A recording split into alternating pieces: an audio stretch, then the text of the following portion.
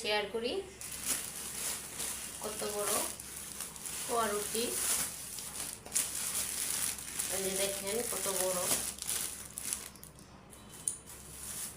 আমার হাজবেন্ডে বলছি একটা রুটি আনতে আর চিনি আনতে, আজকে আমি পুডিং বানাবো। তার জন্য এত বড় একটা পাউরুটি নিয়ে আসছে আর চিনি। দুধ আমাদের বাসায় আছে, দুধ প্রতিদিনই দেয় আমাদেরকে। আমি বাসায় রোজ হিসাবে রাখি এক লোকের কাছ থেকে অনেক দিন যাবত।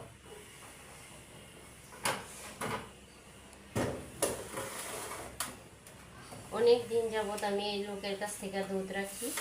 আজকে আমি পুডিং বানাবো। এই যে আমার দুধগুলো ফ্রিজে বাইর করে নিলাম।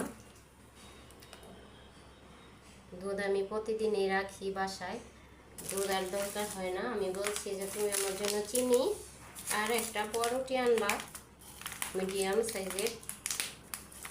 সে আমার জন্য এত বড় একটা পাউরুটি নিয়ে আসছে।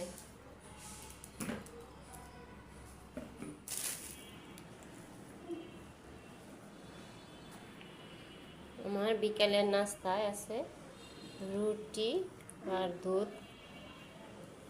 দুধ দিয়ে এখন রুটি খাবো।